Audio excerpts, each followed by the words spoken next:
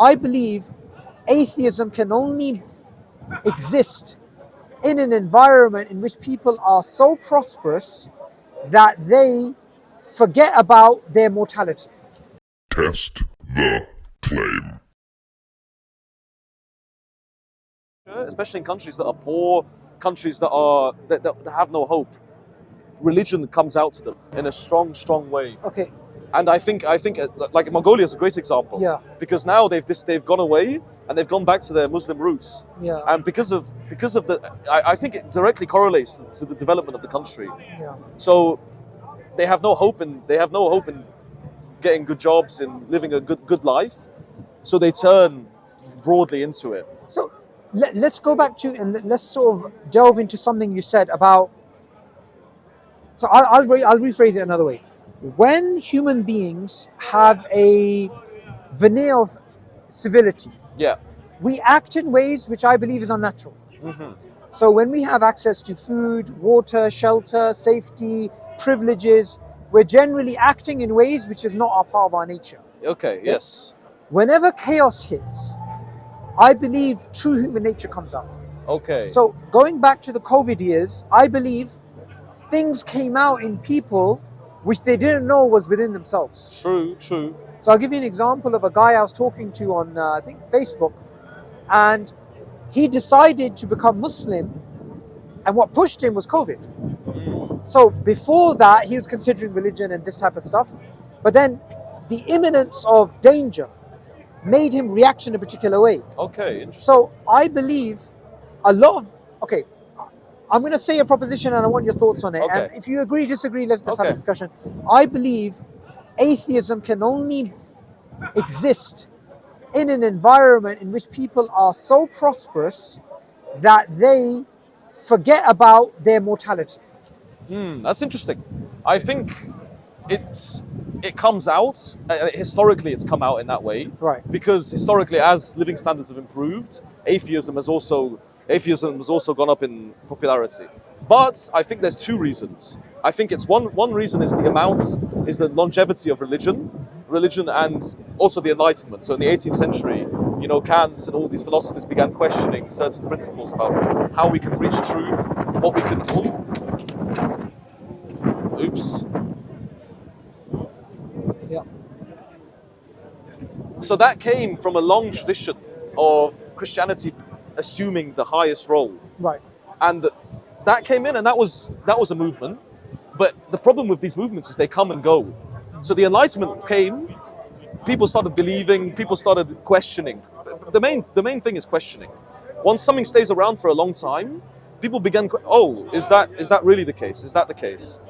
But that's not necessarily connected to gratification of, like, let's say, you're more likely to believe in a God if for example, like you said, if there's chaos, because you hope for it. You hope for the external. You hope for the external to come rescue you. I think that's partially true, but not sufficiently true. So I'll give you an example. When it came to the ancient Greeks, you did have atheism amongst them. Yes. But it never became the prevalent ideology, even though they were prosperous. Yes. I believe one of the reasons why they didn't, I could be wrong, this is just a hypothesis I have, is because what I said earlier is two conditions I believe need to be met in order for atheism to flourish. One is privilege on this earth in terms of material success, but two is the absence of mortality being around them. And I think the Greeks were very much in tune with their mortality. Yes, they were. I think that's what led them to believing in God. And they believe in gods, though. No, they believed in, let's just say the supernatural. Okay. Yeah. It believe in the unseen. Then. Yeah, so look, I'll give you a very crude example. Not crude, I mean a very simple example. You won't see death in London. Mm-hmm. People will die in hospitals, you will not see it. Yeah. However, 100, 200 years ago, you'd live in small communities, you'd have your local graveyard, someone would die and death would be very visceral in front of you. Yes. I believe that second element, combined with human success in terms of material things, that's what facilitates atheism. It's not the fact that in chaos people only turn to God, because in chaos people can also become evil.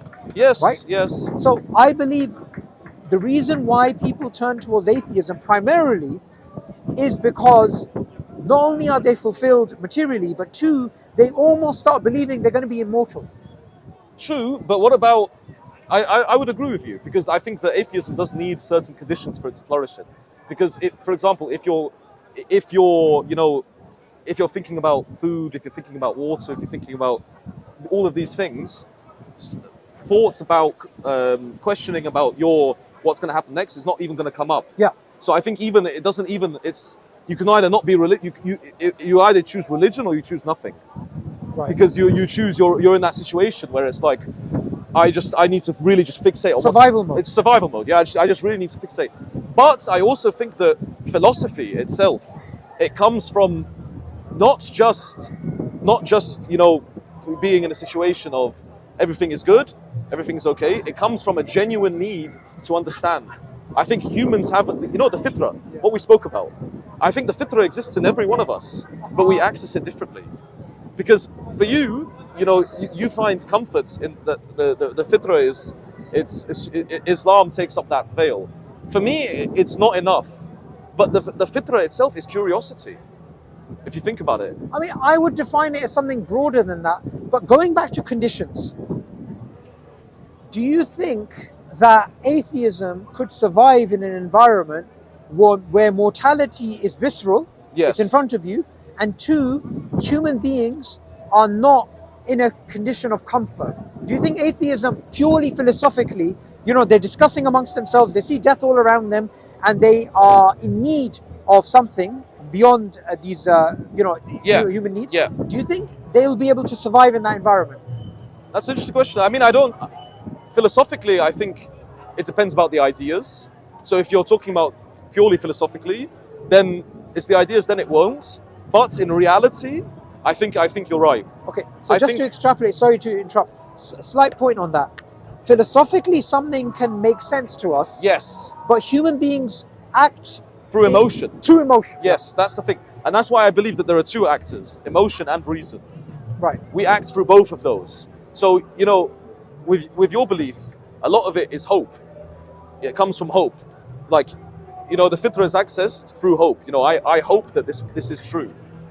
I would say it's not the hope that is true, it's that I believe it to be true for intellectual reasons, and the hope is on the unknown. Okay, but what do you think comes before? Do you think the intellectual reasons, or is it the hope that comes before? I think it's intellectual reasons. The reason why is because you could construct any worldview if you were just to start with hope. For example, I would love the idea that there's no hellfire.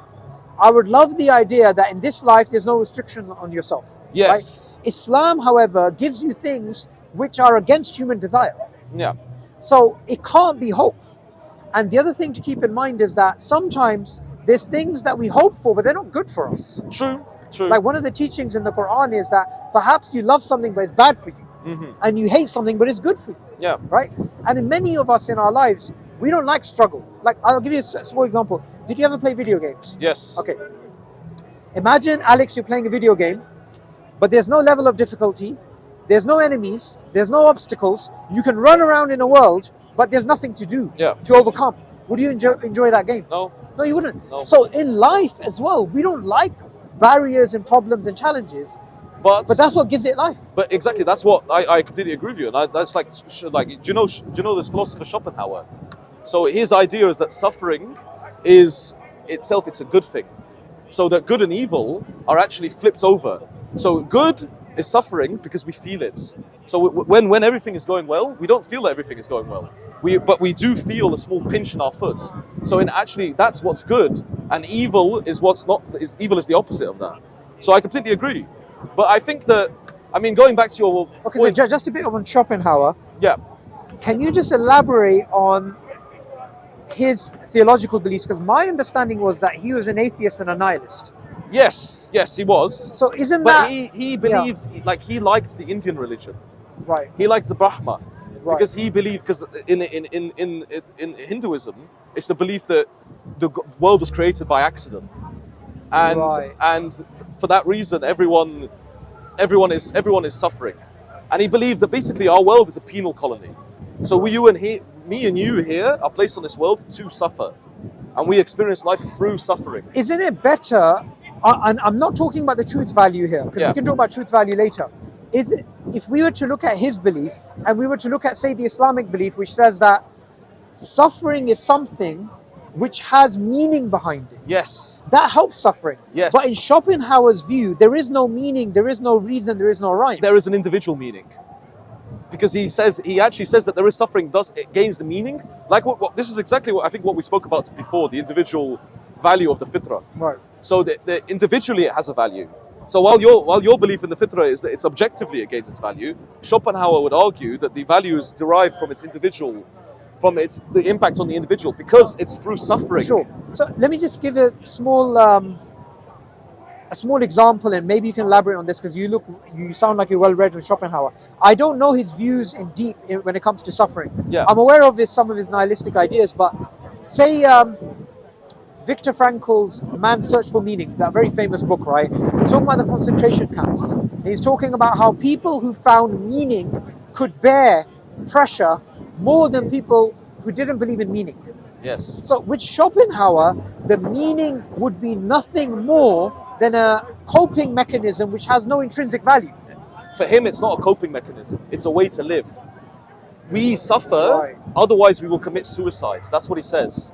Because imagine that you don't suffer. Imagine that you live in a world that's put all of your needs, all of your wants, on everything, intellectually, physically, all of them are met. How would you live yourself? Imagine like this world, that you're in a world where you have no problems. It's like the video game example again. It's Yes. absolute boring. Yes, Yeah. it's boring, and he argues that you will commit suicide. No, I understand that, but what I'm trying to get to is that what Viktor Frankl is saying is you need meaning. meaning. Yes. But it seems Schopenhauer, and again, I'm not well read on him, but what I understand from him is there is no true meaning except the meaning we want to give it. There is no objective meaning, but there is a subjective meaning. Okay, Because he makes the example with suffering. He talks about the foot. So he's talking about a human body. So he's talking about the applicability of these ideas to an individual. right. So it's actually it's within us that the meaning is found. So we need to derive the meaning from the suffering. He basically says that how could there be so much suffering in the world for it to have no meaning? How could there be so much death, destruction, for it to have no meaning to But us? isn't that an argument against his point? Because No, because it is only an argument against his point if you assume that if you add the God element in. But that's what I'm trying to do. Yes, and I'm saying that it's a different argument in the sense that it's individual meaning. So like Nietzsche, you know, the idea that man is on a tightrope between an Untermensch, a lower man, and a higher man, Yeah, and that is within the man. So man needs to overcome himself. That's where the meaning is found, and that's what I strive toward. That's why we discuss with this idea of the but fitra. again, the issue I have with that, I'm not talking about an ontological reality to meaning right now. Yeah. I'm talking about the pragmatic element. Say there's somebody who has lost their child. Yes. The child's died, got lost, kidnapped, whatever. One person can say, well, there is an objective meaning I believe in, and that's one coping mechanism. Another person says, I'm going to give myself the meaning that I could never have raised the child well, and it could have been raised by someone else better. They just make up some subjective one. It's not really going to give them much. Of course, but the thing is, a child is already external meaning. A family, for Right. example, having a family is already. It's not just like you can have internal meaning and external meaning. But when you have a family, that's you're deriving meaning from what comes outside. Right. It's not come from that which comes within. So, for example, if a child had died, Yeah. that external meaning is harmed and it's a powerful one because it's a family. It But- comes from you. I would say that's a false dichotomy. I would say, why would we need to make a neat separation between ourselves and others when it comes to meaning? Because meaning is multifaceted. I think meaning is internal and external. Right. So for me, external meaning is people like friends, family. It's what because it Yeah, but it benefits the internal. Alex, why would you call that external though? That's because my it's question. from without. It's from without. It's outside of you. No, it's outside of you from a spatial, temporal Yes, perspective. yes. But that doesn't mean it's outside of you from a meaning perspective. But it gains its meaning according to you. It gains its meaning according to your interaction with it. I'm saying if you make your own internal, something that's not contingent on any person around you, that's contingent on yourself and only yourself. Okay, I don't think. Okay, so let me put it another way. I don't think it's possible to do that. Okay, and I would argue otherwise. Go on then. And I would argue that, for me, purpose is meaning. Understanding what your purpose is. Right. So what is your purpose? Is it to live a good life? Is it to do something in life? It's something there, and that for me, internal meaning is purpose. Okay, so here's where I would agree, but for you that would not be objective. That would be something subjective. Yes. For me, the objective one would be that God has created us to worship Him alone. Yes. And worship is very broad. Even thinking good about God is worship. Giving charity, smiling, many things can be. But when you give it to yourself subjectively, I don't believe you'll ever actually believe in it. That's where we'll have to disagree. But like, I think that it all goes back, which I really like the idea of the fitra, because I think it's a very good way, because it's what you direct your fitra towards. So you Subhoor, you direct your fitra towards God, to an external. I'll direct that to myself. I'll look for within. I'm like, I pick up a book and I think about it. What am I going to learn from this book? But I might How is it going to benefit me? Sure. How is it going to help me in my purpose of becoming a philosopher, of doing philosophy? But I would challenge that, and I would say that you're engaging in self-deception. Mm-hmm. So you're trying to convince yourself that this purpose that I've chosen for myself, learning from a book, being a philosopher that can help people deal with psychological problems, whatever it is, Yes. that in of itself, you will never be able to fully convince yourself of that, because you just gave yourself that meaning. But that's the whole battle. And it's a battle. I would say it doesn't need to be a battle if we believe in a revelation from God. Exactly, but I thrive in the battle. I like it for it to be, because I can never truly achieve it, and that's why I'll be fighting for it every day. But I need to be fighting, otherwise I'll be fundamentally bored. But don't you think it's a fight you can never win? It's a fight that's gained by the fight itself. It's not gained by the victory or the defeat. It's within the process that you find the meaning. So you yourself, you can never really truly be satisfied with it. But the point is not to truly be satisfied; it's to truly know that you're doing this, and it's fulfilling you in a way that, although you've not found the set thing that's made you happy, but it's the process itself. But couldn't you be going in the completely wrong direction all your life like that? No, because I know I deem my life to be good on objective standards and on subjectively. Okay, so for example, take something like the belief in God alone. Okay. Right? That believing that, like people believe in karma, or they believe in stars, or they believe in charms, or these things. But the belief that there's ultimately one reality that controls everything.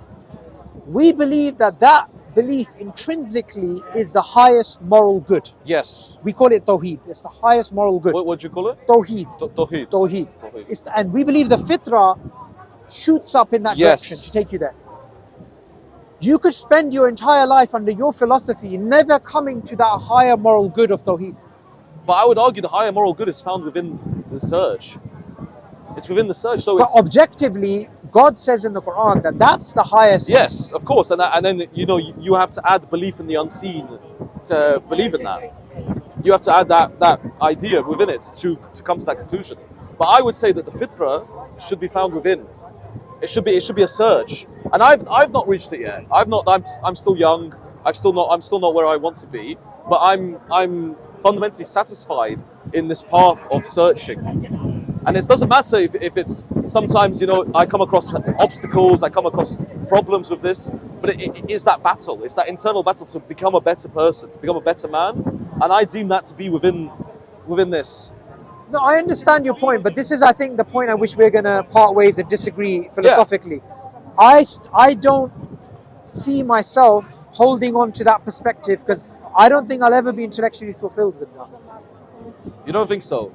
Why is that? Because ultimately, I don't have an authority above me giving me an objective standard. I'm making my own standards. True, but you're also educating yourself. I don't have a problem with that. You're also improving your But own. You're elevating yourself. No, but I can objectively improve myself and educate myself under the philosophy of Tawheed, under the idea ultimately Yes. that there's one reality which controls everything. I can try and be a better person. I can take, for example, the Quran talks about the steep path, doing the difficult things. Yes. I can do all those things, so I can get the benefits of what you're saying, but under the larger Islamic paradigm, under your paradigm, it feels like swimming in an ocean without a direction. The direction ultimately is to become a better man. Ultimately, it's to become, and by swimming, you're becoming stronger. But to be better, you need an understanding of where you are and where Yes, you're going. But yes. you can't have that subjectively. You have it subjectively, but it's within the objective realm with which you see it. So, for example, for me, that would be to have a podcast, launch my podcast, to do this, to do that. That's an objective standard of my success. Okay. So I don't agree with that. But since you mentioned the podcast, we discussed this previously. Yes, We'll do that, inshallah, because I think inshallah means God willing. of course. Or you know some Arabic words. Yes, You yes. said to me once Juma Mubarak Yes. on Instagram. It's quite interesting. So on the podcast, we can have these type of deeper discussions because in the park sometimes Yes. bringing up references and discussing certain nuanced points gets a bit difficult. But I do like the fact that you're very open and very cordial and very willing to have these discussions. Of course, you too, It's very Subhoor. important. It's very nice. Very having this lovely, discussion. lovely speaking with you. Yeah. But And next time Strabo is down, let me yes, know. yes. Be nice Let to me know. speak We to can him. go for a coffee, for a tea, Yeah, whenever you're free. yeah. Let me know. We can discuss. And yeah, so I've actually launched the podcast already. Oh, you have? Yeah. So I've launched. I did one on what's the happy life. Okay. Now I've recorded another one on what's human nature, and then a third one we can do together. I was going to invite you to mine. Yes. Yeah. Come along. I'll come Yeah. along. Yeah. That'd Let me be text good. me on Instagram. And Strabo as well. We can bring him Yes. along as well, all yeah. three of us. Yeah. Yes. It's great speaking Ah, to you. you Thank too, you so Subhoor. much. Thank you.